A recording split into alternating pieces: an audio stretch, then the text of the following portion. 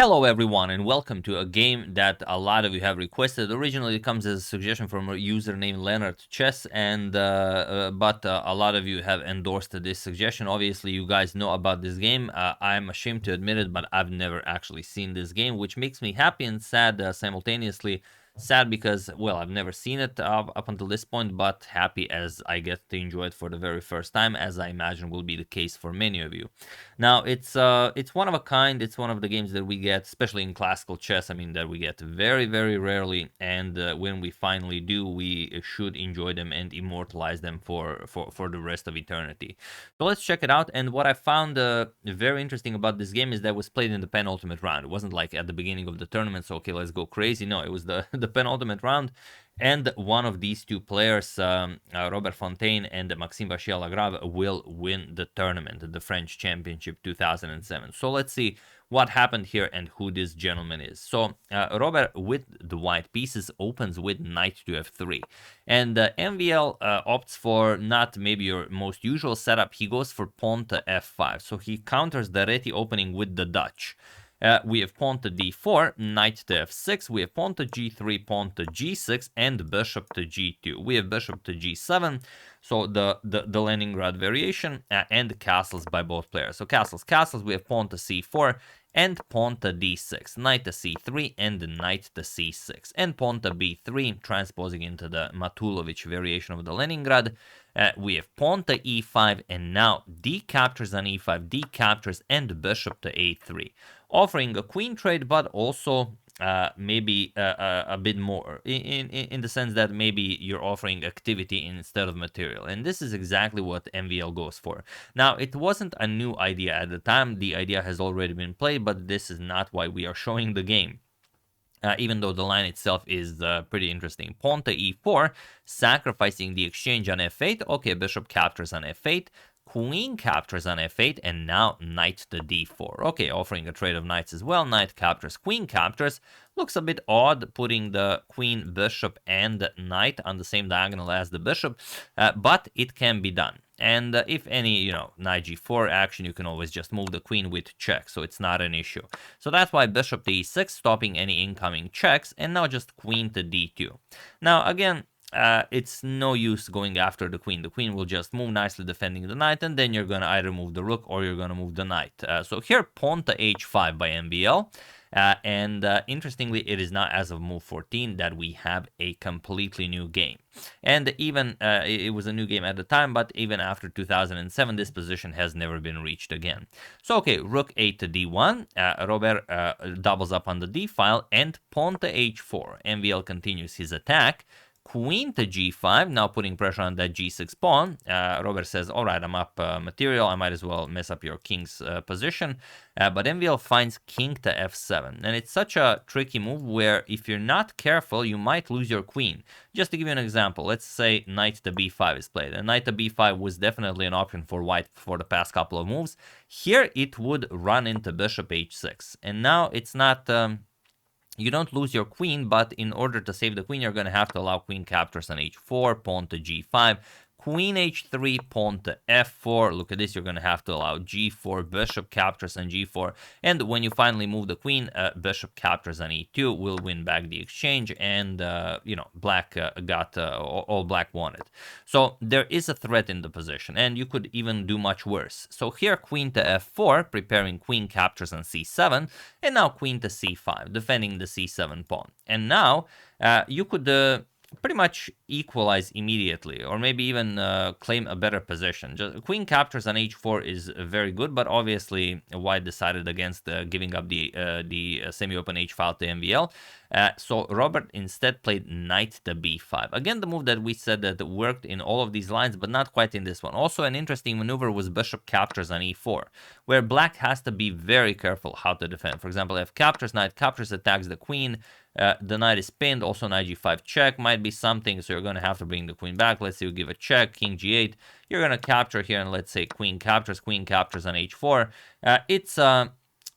Well, it's definitely a nice position, 2 pieces for the rook, but the black's king side has been ruined, and also, white is just up 3 pawns, so it would be white who would be playing for the win here. So that was definitely an option. But again, MVL always plays these positions where the engine says, yes, white will be playing for the win, and then all of a sudden you're just dead lost against MVL.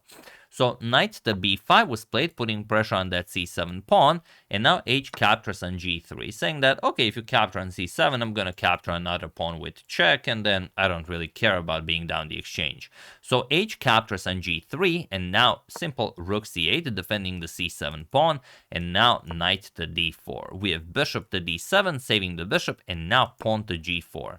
Going, well, pretty much all out here, and the question is, why is g4 played? Well, g4 is played to get the knight off of the defense of the bishop on d7, and then maybe you have some nasty discoveries in mind. And should black capture this g4 pawn? Yes, black most certainly should. Knight captures on g4 was played, and now knight captures on f5. And here, if you really wanted to take advantage of this knight captures on g4 move, you would have to go knight f3. But knight f3 is such a complicated line. I would say no one sees it ever, period. Like maybe Paul Morphy would find this.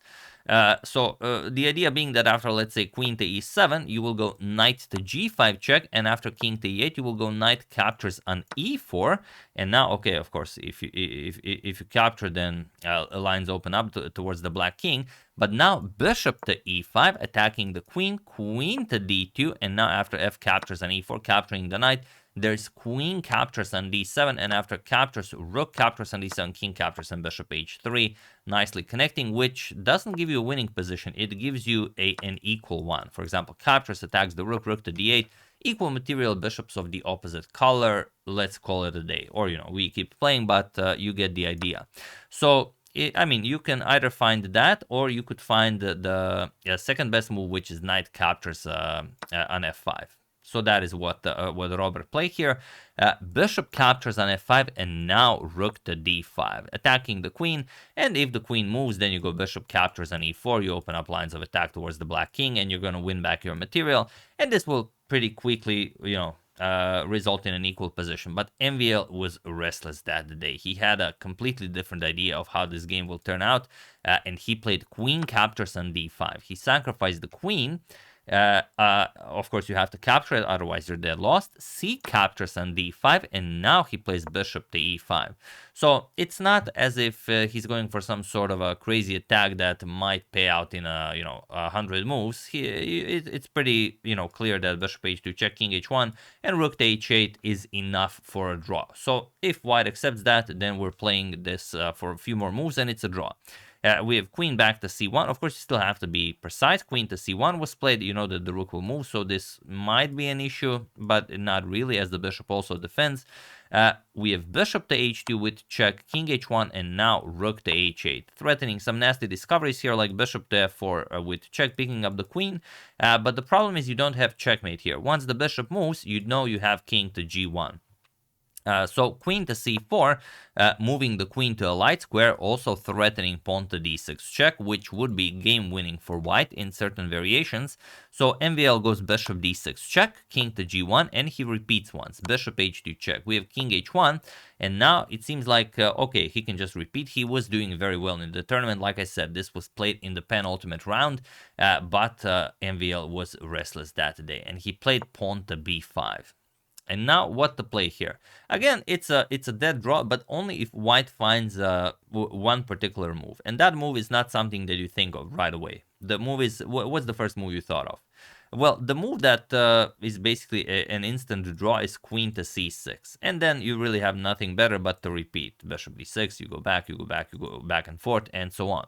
But here, queen captures on b5 was played. And again, it's still equal, but it allows MVL to continue the game. Or maybe just, sort of invite Robert into maybe trying to think that he can win the game. So MVL plays pawn to e3. What can be played here? Well, now there's only one move that does not lose you the game, just to give you an idea of what MVL had in mind. With the pawn on e3, and the bishop now having access to e4 square amongst other squares, let's say you play a silly move just to show you what the threat is. The threat is knight captures on f2, and now, okay, you don't have g1, so you have to capture the knight, and after knight captures and pawn captures, now how do you stop bishop g1? There's nothing you can do about that. and you just resign here. So after pawn to e3, bishop to f3 was played, giving up the g2 square for the white king, and now comes knight captures on f2 with check. We have king to g2. Well, no, king to g2 would be terrible. If king to g2, then the idea was obviously bishop to h3 check, and once the king moves, you're gonna go bishop d7, open up a discovery, and win back the queen. So that does not work for white. So here, rook captures on f2 was played, e captures on f2, and king to g2, followed by bishop to g1. And now the threat is bishop to h3 check. If you allow this, it's game over. So you have to do something about that. In the game, queen to c6 was played. Now, you might think, okay, we don't have the situation on the clocks, but you might think, well, if this is the threat, why not play king to f1? Well, because king to f1, even though it's the only move that doesn't lose for white, it's very unclear why doesn't it lose, and this is what I wanted to show you. So if you play king to f1, the idea is now that we can block bishop to h3 with bishop to g2. But what about rook to h2? How are you stopping bishop h3 now? Well, you have to play bishop g2, and now look at this. Rook captures on g2. Now you cannot capture because bishop to h3 check invites the king, and then you queen the pawn. So you have to play queen to c4. The only move that doesn't lose for white. Now, this is already very, very serious work finding all of this. Rook to g4, or, doesn't really matter what you play.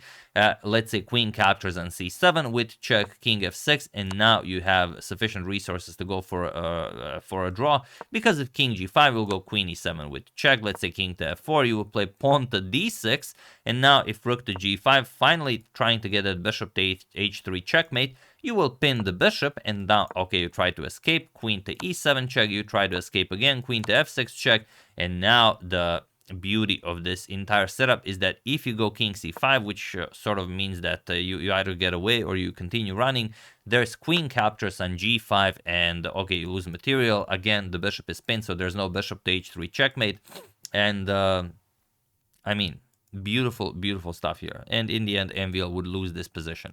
So after bishop to g1, king to f1 was the only move here that would win the game. But queen to c6 was played, and now the game is completely winning for MVL, but you have to find how to do it. Now, bishop to h3 is one way to do it, but that is a butcher's move, and MVL already decided that this game MVL will be an artist, and again, I apologize for there being a B on the robot, even though it's a classical game. Sorry about that. Let me just fix that. Couple of clicks. There we go. It's like I said, it happens if you jump from this to classical. But the move that gets the job done is rook to h2 with check. This is what MVL played, and now I'm pretty sure you guys get the idea why he played it. King to g3, and now feel free to pause the video and try to find a beautiful mate in 6 while I give you a couple of seconds.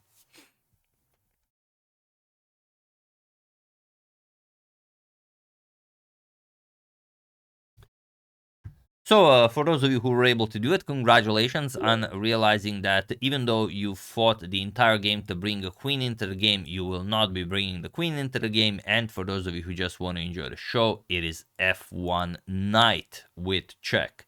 Of course, point being that if you bring a queen into the game, you just give white all the resources. White needs to go for a perpetual, some queen d6 check, maybe king to g5, queen to e7 check.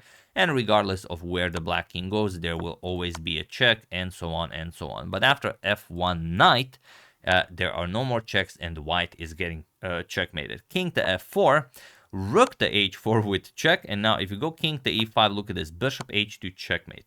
That is absolutely disgusting. The rook covering this square, bishop, light square bishop covering this square, light square bishop, and the king covering this, bishop covering f4 e5 and d6. Pawn is in the way, bishop is in the way. That is just beautiful. So after rook captures on rook h4 check, king to g5 was played, and now bishop to e3 with check, sacrificing the rook as well.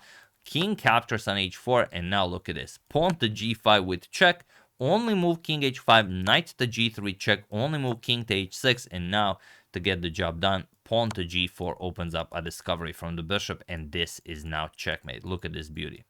Absolutely astonishing. And like I said, I'm both happy and sad that I've never seen this game, but the more I look at it, the more happy I am. So in general, not a bad trade-off. And also aside from it being an absolutely spectacular game with the black pieces, MVL completely dominated this. I know Kaisa also smiled upon him a little bit, because if Robert did not want to play, it would be a draw. There's nothing MVL could do about it. But, you know, we could say that about many games like Kasparov versus Topalov or many others. You know, if your opponent wants to play, good things will happen on the board. And also, I found it interesting, after a spectacular win like this with the black pieces in the penultimate round, MVL went for a very quick draw in the final game with the white pieces, and it only got him shared first place with Vladislav Kachev. But then he went into playoffs with Vladislav, and after 4 games, first 2 being drawn and MVL winning game 3 and game 4, MVL was the 2007 French champion. So, beautiful game. Thank you again very much for suggesting it, Mr. Leonard Chess. Hope everyone enjoyed it. I would like to thank Ryan Canus, Isaac Pinel Katadao, Everett Mulder, Simon Maxon, and Stand By You for a contribution to my channel. Thank you a lot. I really appreciate it. As usual, you can check 2 of my previous videos here. Thank you all for watching, and I will see you soon, continuing to check up on your wonderful suggestions and whatever else happens in the chess world. Thank you all. I will see you soon, and have an excellent rest of your day.